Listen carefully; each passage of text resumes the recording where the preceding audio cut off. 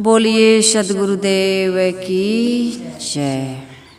सदगुरु कबीर साहिब जी आज अपने भजन में निंदकों के लिए बहुत बड़ी चेतावनी दे रहा है। निंदकों के लिए, जो निंदा करते हैं, कितने लोगों का स्वभाव हो जाता है निंदा करने का। वो जब तक निंदा ना करें तब तक उनका जो खाया हुआ है वो पचता नहीं है, नींद नहीं आती, ऐसे लगता है खट्टी डकार आ रही है ना। तो जब तक उगल ना ले जो भरा है मन में, तब तक उनको शांति नहीं मिलती। लेकिन जो निंदा करता है उसका क्या है हश्र होता है, उनका जीवन कैसा गंदा होता है निंदा करने वाले का, उसका वर्णन सदगुरु कबीर साहिब जी आज इस भजन में कर रहे हैं। साहिब कह रहे हैं, हंसा निंदक का भल नाही, हंसा निंदक का भल नाही। हंसा कैसे कह रहा है? हंस को, चेतन को, मनुष्य को, मनुष्य ही निंदा करता है। इसलिए मनुष्य को सदगुरु कबीर साहिब जी कह रहे हैं, हे विवेकियो। हंसा क्या है? विवेकी, समझदार। और विवेकी समझदार के लिए ही ये सत्संग है, ना समझ के लिए कोई सत्संग नहीं है। ना समझ तो जो कुछ करे सो उसके लिए वही ठीक है। यहाँ निंदा भी हो रही, वहाँ राम राम भी हो रहा। नाम का जप कर रहे हैं लोग, चाहे राम का लें चाहे किसी और अन्य नाम लें। पूजा पाठ हो रही है, गंगा नहा रहे हैं, यमुना नहा रहे हैं, सारे कार्य हो रहे हैं, लेकिन निंदा मुंह से छूट नहीं रही है। तो यहाँ सदगुरु कबीर साहिब जी विवेकियों को कह रहे हैं, निंदक का कभी कल्याण नहीं होता है। इसलिए हे विवेकी, हे मानव, तू कभी निंदा मत करना। निंदक व्यक्ति द्वारा किए गए दान, पुण्य, व्रत आदि मानो सब निष्फल जाते हैं। तुम चाहे जितना दान करो, पुण्य करो, तुम चाहे जितने व्रत उपवास करो, तुम चाहे जितना नदियों में नहाओ, चाहे जितने तीर्थ जाओ, चाहे जितना पूजा पाठ करो, चाहे जितना धार्मिक कार्य करो, लेकिन यदि निंदा का भाव है तो तुम्हारा कभी कल्याण नहीं हो सकता है। कहते हैं एक पंडित जी थे, रोज भोजन करने जाते थे, निमंत्रण रहता था उनका, कथा है, अमास पूर्णिमा है, 11 है, कुछ न कुछ होता रहता है, पंडितों को बुलाते रहते हैं। तो पंडित जी बड़े सुंदर स्वभाव के थे, वो कभी किसी की निंदा नहीं करते थे, बुराई उनके मुंह से कभी निकलती ही नहीं थी। तो जहाँ भी जाते थे वो प्रशंसा करते आते थे।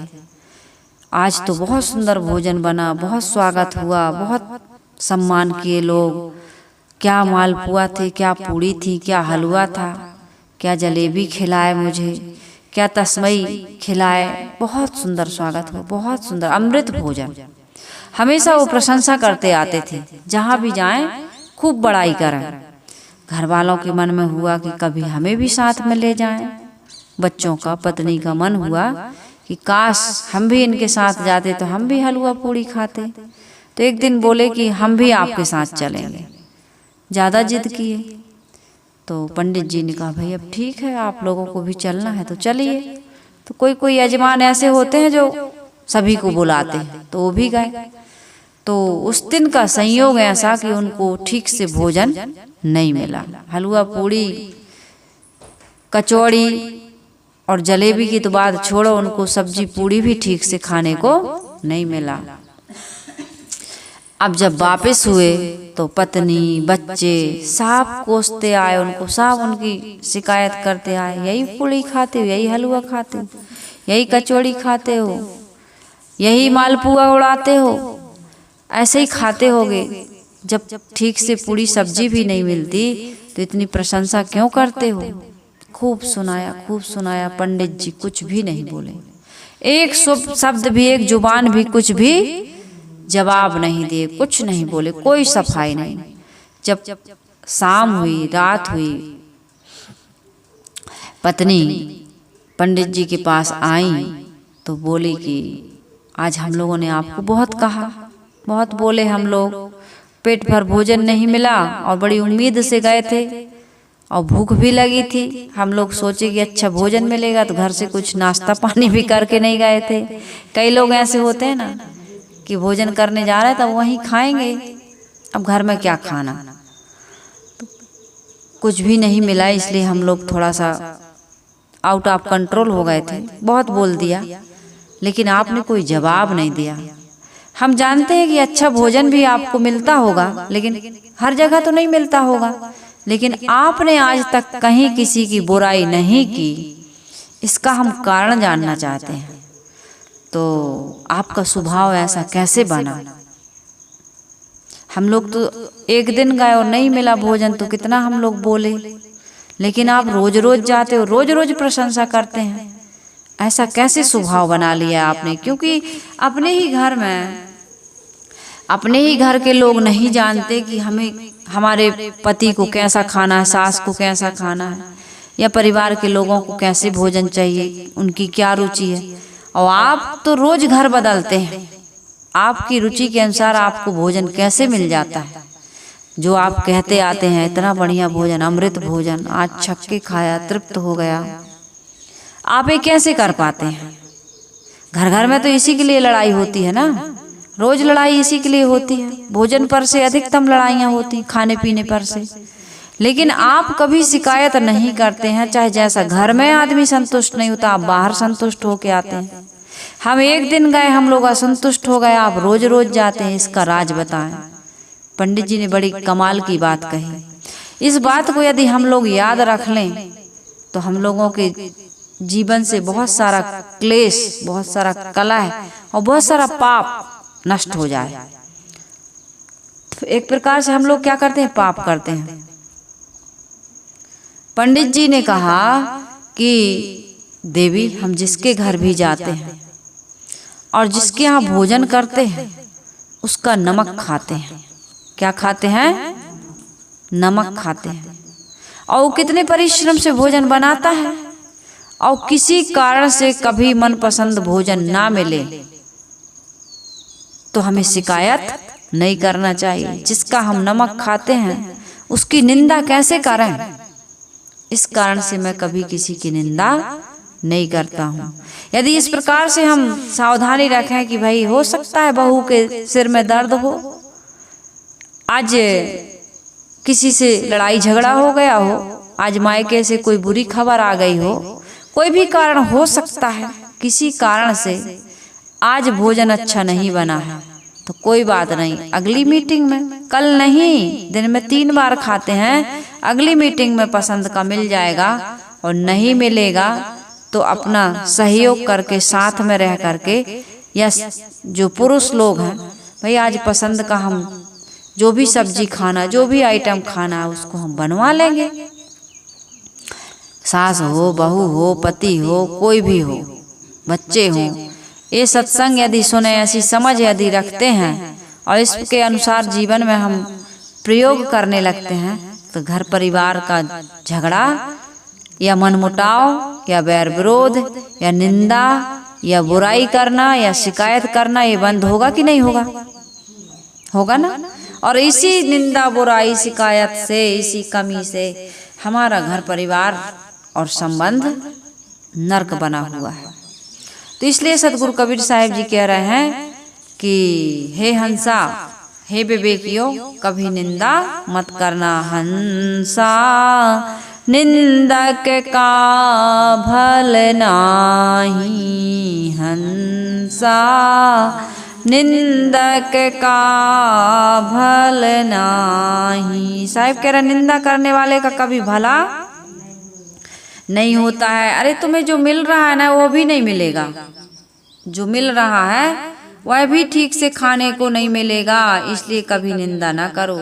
जो मिल रहा है उसमें संतोष करो, गुजर करो और सबके साथ प्रेम पूर्वक जीवन जियो।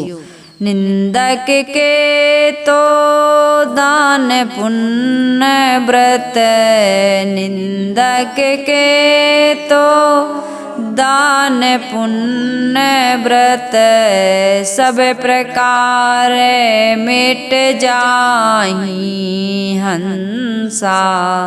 निंदक के भल नाही हंसा, निंदक का भल नाही। जा मुख निंदा करे संत की, जा मुख निंदा करे संत की, ता मुख जम की छाही। मज्जा रुधिर चले निशिबासर, मज्जा रुधिर चले निशिबासर, कृमि को वास तन माही हंसा। निंदक का भल नाही हंसा, निंदक का भल नाही। शोक मोह दुख कबहु न छूटे, शोक मोह दुख कबहु न छूटे, रज रस तजि निर्घिन खाही। विपत पिपात पड़े बहु पीड़ा, विपत विपात पड़े बहु पीड़ा, भव सागर बहि जाहि हंसा। निंदक का भल नाही हंसा, निंदक का भल नाही। निंदक का रक्षक नहीं कोई, निंदक का रक्षक नहीं कोई, फिर फिर तन मन डाही। गुरुद्रोही साधुन को निंदक, गुरुद्रोही साधुन को निंदक, नरक माही बिल खाही हंसा। निंदक का भल नाही हंसा, निंदक नाही। जेहि निंदे सो देह हमारी, जेहि निंदे सो देह हमारी, जो निंदे को काहि। निंदक निंदा करि पछतावे, निंदक निंदा करि पछतावे, साधु ना मन में लाही हंसा। निंदक का भल नाही, दया धर्म संतोष समावे, दया धर्म संतोष समावे, क्षमाशील जेहि माही। कहे कबीर सोई साधु कहावे, कहे कबीर सोई साधु कहावे, सतगुरु संग रहाहि हंसा। निंदक का भल नाही हंसा, निंदक का भल नाही। सदगुरु कबीर साहिब जी क्या कह रहे हैं? निंदक चाहे जितने व्रत करे उपवास करे उसको कोई पुण्य लाभ नहीं मिलता, उसका दुख दूर नहीं होता है। जामुख निंदा करे संत की, निंदा करने वाला जो घर में ही निंदा कर रहा है अपने लोगों की निंदा कर रहा है, अपनी पत्नी की, अपनी पति की, अपनी सास की, अपने ससुर की, अपनी बहू की, जो एक दूसरे का आधार है, जिनके साथ रात दिन रह रहे हैं, उन्हीं की हम निंदा कर रहे हैं। तो क्या होता है, हमारा स्वभाव क्या बन जाता है, निंदा करने का स्वभाव बन जाता है। और फिर क्या होता है, हम संतों की भी निंदा करते हैं, निर्मल संतों की। और जो निर्मल संतों की निंदा करता है उसको नरक में भी ठौर नहीं मिलता है। संत कैसे होते हैं, संत ऐसे होते हैं, उनके अंदर में दया होता है, धर्म होता है, संतोष होता है, क्षमा का भाव होता है, शील होता है, संतोष होता है। ऐसे संतों की जो निंदा करता है, जो तुम्हारा कोई बिगाड़ नहीं, कुछ किसी प्रकार से कोई अहित नहीं कर रहा है, कोई बिगाड़ नहीं रहा है, तुम्हें भला बुरा नहीं कह रहा है, तुमसे कुछ ले दे नहीं रहा है, ऐसे संतों की तुम निंदा करते हो, तो सदगुरु कबीर साहिब जी कहते हैं उसका किसी भी प्रकार से कभी कोई भला किसी भी जन्म में होने वाला नहीं है। आदमी संतों की निंदा करता है, बुराई करता है, उनसे जलन करता है। यहाँ पर साहिब कह रहे, जा मुख निंदा करे संत की, तामुख जम की छाही, मज्जा रुधिर चले निशिबासर, कृमि कुबास तन माही, हंसा निंदक का भल नाही। साहिब जी कह रहे हैं, गुरुदेव जी कह रहे हैं इसमें कि उसके मुख में, निंदक के मुख में, जो गुरु की निंदा कर रहा है अपने मुख से, उसके मुख में तो मानो यमराज विराजते हैं, उनकी छाया पड़ी हुई है। उसके मुख में मज्जा रुधिर आदि गंदी वस्तुएं ही रात दिन बहती हैं, और उसमें दुर्गंधी के कीड़े बिलबिलाते हैं, उससे कुप्रभाव की गंदगी बहती है। उसके जीवन में कभी सुंदर प्रभाव पड़ने वाला नहीं है। जो सत्य प्रिय वचन रूपी मिष्ट रस छोड़ करके घृणित पर निंदा का आहार करता है, उसके जीवन से दुख मोह शोक कभी दूर नहीं हो सकते हैं। इसलिए क्या करना चाहिए, कभी भी निंदा का स्वभाव नहीं बनाना चाहिए। जो जैसा है वैसा है अपने आप में, हमें निंदा करके अपने मुख को गंदा नहीं करना चाहिए। यदि दूसरे की कमियां गलतियां यदि हम अपने मुंह से उसकी चर्चा कर रहे हैं, तो हमारा मुंह कितना गंदा हो गया। जो व्यक्ति का जीवन गंदा है और उसकी चर्चा अपने मुंह से कर रहे हैं हम, तो हमारा मुंह भी गंदा हुआ कि नहीं हुआ। और हम अपने मुंह को गंदा करते रहते। इससे राम का नाम लो, भजन करो, गुरु का नाम लो, विवेकी संतों के द्वारा जो सत्संग मिल रहा है सुनने को, उसकी चर्चा करो। मौन रहे या हरियस गावे, दो ही लक्षण हैं विवेकियों के, संतों के, समझदारों के, सत्संगियों के। या तो मौन रहते हैं या फिर हरि का यश गाते हैं, गुणगान गाते हैं। अर्थात हरि कौन है, दोषों को हरने वाले सदगुरु, यही हरि है। और दूसरा हरि अपनी अंतरात्मा, उसके बोध, उसके स्वरूप का चिंतन करो, चर्चा करो।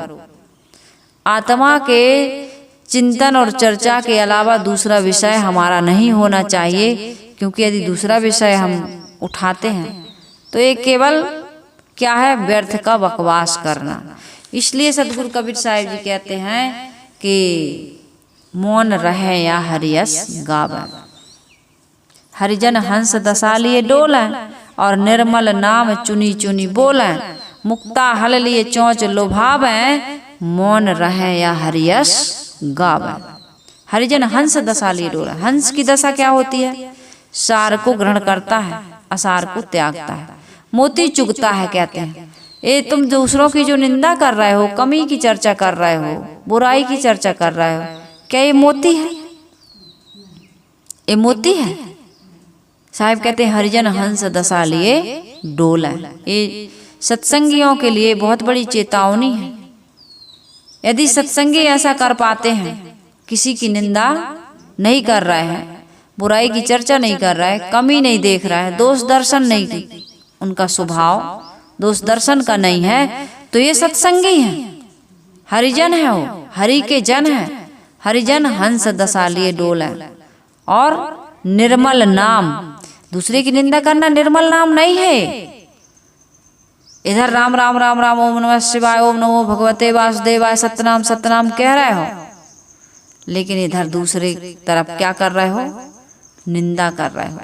तो नाम जप तो कम हो रहा है, लेकिन निंदा की चर्चा घंटों बीत जाते हैं। अरे 1 घंटा हो गया, चले भाई काम है, घर है, बहुत सारा काम, रोटी बनाने, झाड़ू लगाने, बर्तन साफ करने। न निंदा करो, न किसी की निंदा हो रही है कहीं पर तो वहां सुनो भी मत।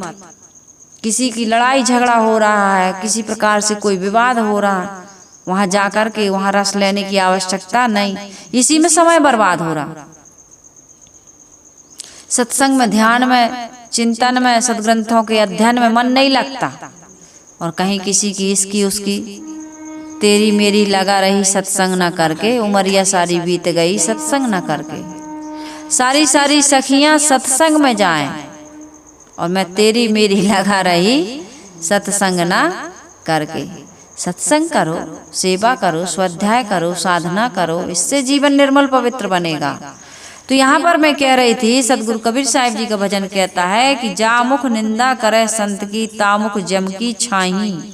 यमराज विराज रहे हैं उसके मुख में, और जहाँ यम ही विराज जाए मुख में, वहाँ किसी प्रकार के कोई कुशल हो सकता है।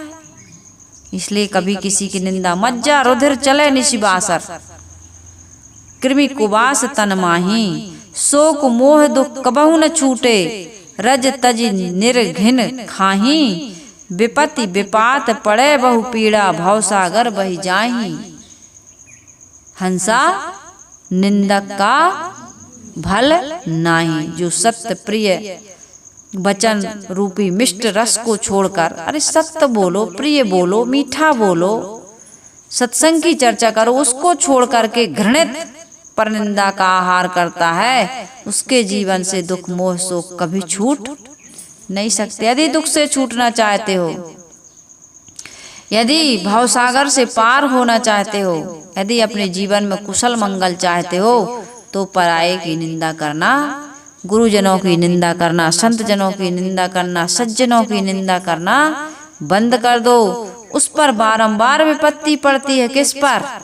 जो व्यक्ति दूसरे की निंदा करता है, उसका पतन धरा धराया है, उसका विनाश होगा, उसके ऊपर दुखों का पहाड़ टूटेगा, वह रात दिन मलिनता के भवसागर में डूबा रहेगा, उसे कोई बचा नहीं सकता है। इसलिए निंदक का कोई रक्षक नहीं होता, संसार में निंदक का कोई रक्षक नहीं होता। उसके तन मन सदैव जलते रहते हैं, तन भी जलता है। निंदा सबसे बड़ा दोष है, वचन वाणी का जो दोष है, इससे हमारे जीवन में बहुत सारी विपत्तियां आती, तन मन के रोग आते हैं, तन भी रोगी मन भी रोगी हो जाता है। इसलिए क्या करना चाहिए? जो गुरुद्रोही है, निर्दोष तथा संतों की निंदा करने वाला है, वह अपने मन में नरक बना करके चलता और उसी में वो रात दिन बिलबिलाता रहता, उसे शांति नहीं मिलती। नाना प्रकार के दुख उसके जीवन में आते हैं।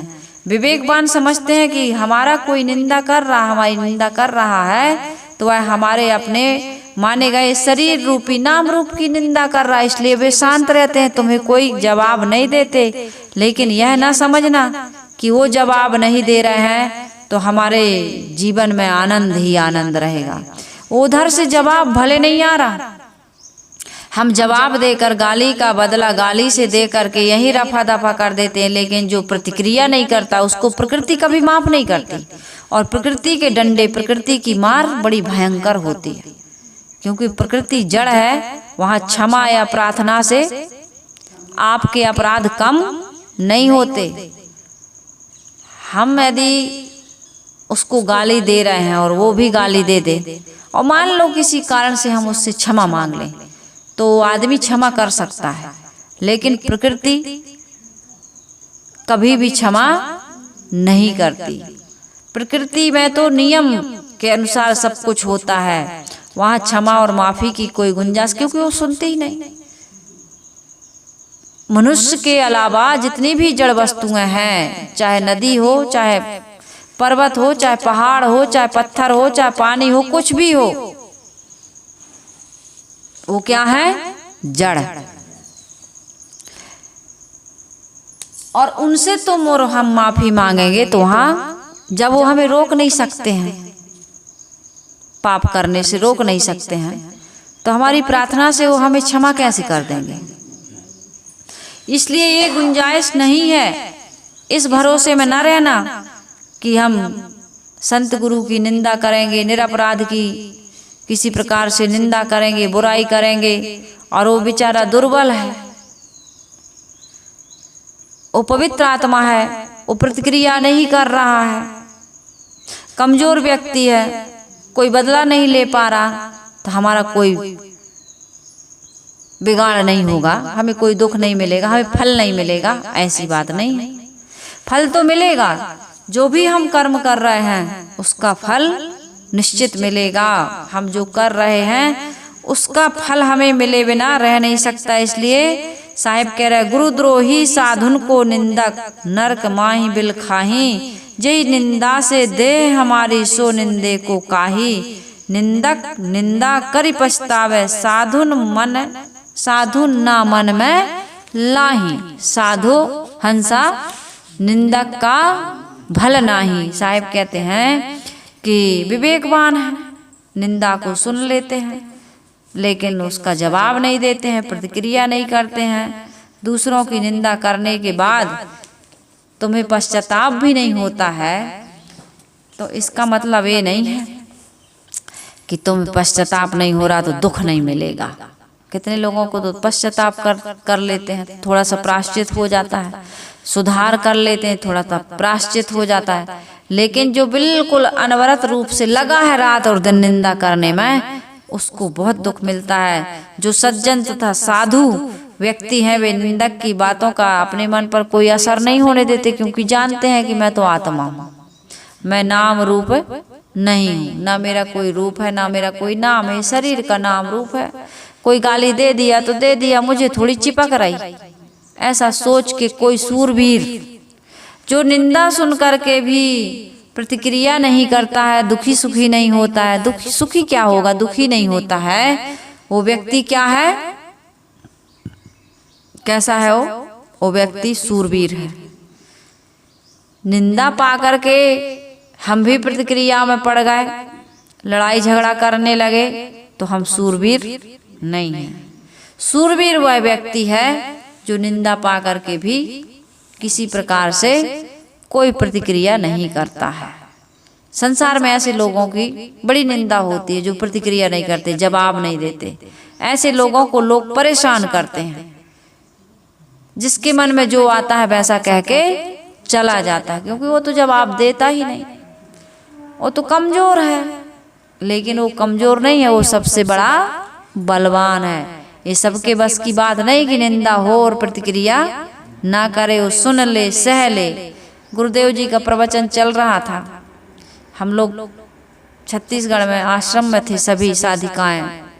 गुरुदेव जी कह रहे थे कि कोई क्रोध में भर कर के कटु शब्द का प्रयोग करे और सामने वाला जिसको कहा जा रहा हो प्रतिक्रिया ना करे, उससे बड़ा बलवान इस संसार में कोई दूसरा नहीं हो सकता। लेकिन आदमी अपने आप को बलवान प्रस्तुत करने के लिए एक गाली का जवाब 1000 गाली से देता है। कहता है तुम्हारी जुबान हम बंद करवा देंगे, तुम्हारी डाढ़ बंद कर, डाढ़ बांध देंगे हम, तुम्हारी बहुत बोलते हो, तुम्हारी डाढ़ बांध देंगे हम। हमने तो सास को इतना सुनाया, देवरानी ने जेठानी को इतना सुनाया कि अब डरने लगी, कांपने लगी सास और जेठानी, या देवरानी या पति देव, इतना सुना देते हैं हम कि अब हमसे पंगा लेने में लोग डरते हैं। अब तो डरने लगे लोग, भैया उसके मुंह मत लगना, वो मुंह की बहुत खराब है, पता नहीं क्या बोल देगी, क्या बोल देगा। तो कई लोगों का स्वभाव बन जाता है कुछ भी बोल देना, विचार नहीं करना। जुबान जरूर मिली है, लेकिन सब जुबान कहाँ है? हमारे चेहरे में जुबान सबसे नीचे है। चेहरा का जो ज्ञान इंद्रियां है चेहरे में, कान, आँख, नाक, उसके बाद मुंह। और जुबान कितने भीतर है? 32 दांत के भीतर। सबसे ऊपर क्या है? सोचने विचारने का केंद्र है ना, विचार करने का केंद्र कहाँ है? सबसे ऊपर, ये मस्तिष्क सबसे ऊपर। पहले सोचो, सोच करके देखो, और देखने से समझ में नहीं आए तो सुनो, देख लो, सुन लो, सोच लो, तब कहीं जाकर के एक बात बोलो। ऐसा प्रयोग करते हो? सोचते हो, सोच करके देखते हो, देख करके भी विश्वास न करो, सुन लो, सुन करके भी विश्वास न करो, देख लो, सुन लो, सोच लो, विचार लो, तब उसके बाद में 32 दांत के अंदर जो बैठी है मुंह की डिबिया में, जो रामबाई बैठी हैं अंदर में उनको आदेश दे दो कि ऐसा कुछ ना बोल जाना कि कपार फूट जाए, है ना, कपार फूट जाए। आदमी के दिखाए नहीं थे, अंधी हो गई है, बहरी हो गई है, कैसी कैसी गाली दे देते हैं। ये जुबान क्या क्या करवा देती है। ऐसा मुक्का मारूंगी कि 32 बाहर आ जाएंगे। बोल तो जुबान रही है, 32 बाहर क्यों आ रहा है?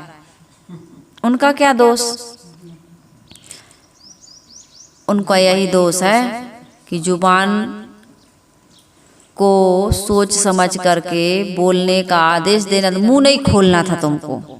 यदि दांत बंद रहेंगे तो कैसे बोल लोगे? दांतों को दरवाजा, फाटक नहीं खोलना था, बंद रहते हैं ऐसे, मुंह नहीं खोलना था। इसलिए कहते हैं ऐसा मुक्का मारूंगा कि 32 बाहर आ जाएगी। गलती तो जुबान कर रही, लेकिन दांत 32 बाहर आ रहे हैं। अब बोले तो मारे खोपड़ी पे, एक डंडा वहीं ढेर हो गए, क्योंकि तुमने विचार करके नहीं बोला। गाल पर थप्पड़ पड़ता है, विचार करके नहीं बोला, पीठ पर डंडा घूंसा। गलते हैं कि नहीं? तुमने विचार करके। एक जुबान के कारण से पूरे शरीर को मार पड़ेगी तो आंख रोएगी भी, आंख रोएगी। भैया देख सुन करके हमने नहीं बोला, एक जुबान के कारण से हमारे पूरे शरीर की दुर्दशा हो जाती है। इसलिए हमें क्या करना चाहिए? सोच विचार करके, देख सुन करके बोलना चाहिए। साहिब कह रहे हैं, सतगुरु कबीर साहिब जी कह रहे हैं कि जय निंदे से दे हमारी, जो निंदे को काही, निंदक निंदा करी पछतावे, साधु न मन में लाही। निंदक निंदा कर कहाँ पछता रहा है?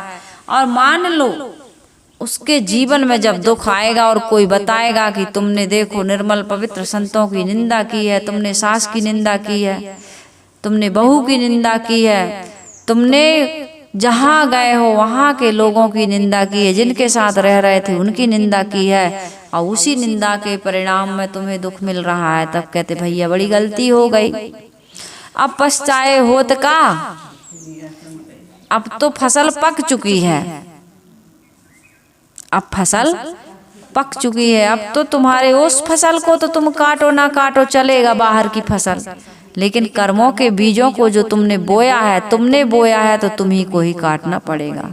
ये व्यक्तिगत मामला है, तुम्हारी फसल को तुम ही काटोगे। इसलिए दया धर्म संतोष समावे, संतों में तो दया धर्म संतोष समारा, क्षमाशील जेहि माही, क्षमा का भाव रहता है।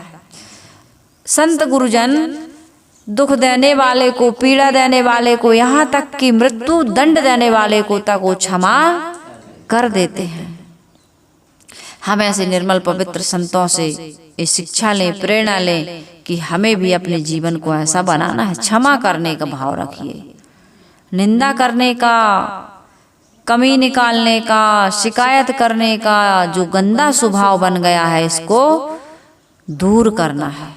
इस सत्संग से हमें यही शिक्षा मिलती है यही सावधानी मिल रही है कि निंदा करने से क्या होता है और क्षमा करने से, संतोष करने से, शील को अपनाने से, दया को रखने से हमारे जीवन में क्या लाभ होता है। हमारे अंदर का जो दुख है, हमारे अंदर की जो पीड़ा है, हमारे अंदर का जो क्लेश है, हमारे अंदर की जो विकार हैं, वो सब क्या हो जाते हैं, दूर हो जाते हैं। कहे कबीर सोई साधु कहावे, कहे कबीर सोई साधु कहावे, सतगुरु संग रहाही हंसा निंदक का भल नाही, हंसा निंदक का भल नाही। जिनमें दया है, अपने कर्तव्य का आचरण है, जो संतोष में लीन है, जिनमें क्षमा और शील विराजते हैं, सदगुरु कबीर साहिब जी कहते हैं वे साधु एवं उत्तम मनुष्य कहलाते हैं। वे सदैव सदगुरु के उपदेशों के अनुसार चलते हैं। क्षमा बड़न को चाहिए। यदि तुम क्षमा कर देते हो, यदि तुम संतोष को धारण कर लेते हो, यदि गम खा लेते हो, तो तुम बड़े बन जाते हो। गाली का बदला गाली से, निंदा का बदला निंदा से, दुख का बदला दुख से, अपमान का बदला अपमान से यदि करते हो तो तुम बड़े नहीं बनते हो। का रहीम हरि की घटी जो भृगुमारी लात, क्षमा बड़न को चाहिए और छोटन को उत्पात। जो यदि निंदा कर रहा, वो छोटा आदमी है, तुच्छ आदमी है, वो दो कौड़ी का आदमी है, उसके साथ लग करके तुम भी वैसा क्यों बनते हो। उसकी कोई प्रतिक्रिया ना करो, कोई जवाब ना करो, वो अपने आप में मूल्यहीन हो जाएगा। तुम जवाब देते हो, उससे मुंह जुबानी करते हो, उसके मुंह लगते हो, यही उसको तुम सम्मान दे रहे हो। ये अपमान करना उसको सम्मान देना है, इसलिए उसका जवाब मत दो, वो अपने आप में मूल्यहीन हो जाएगा। तो इस प्रकार से सदगुरु कबीर साहिब जी हमें समझाते हैं कि कभी भी हमें किसी की निंदा नहीं करना चाहिए। तो आज के सत्संग से हमें यही शिक्षा लेनी है, यही प्रेरणा लेनी है कि हम आज ये संकल्प लेते हैं कि कभी हम किसी की निंदा नहीं करेंगे। तो इस प्रकार का संकल्प लेते हुए हम अपने सत्संग को यहीं पर विराम देते हैं और आइए ऐसे बोधदाता सदगुरु की हम वंदना करें, उसके बाद में इस सत्संग को हम समाप्त करेंगे। वंदन है गुरुदेव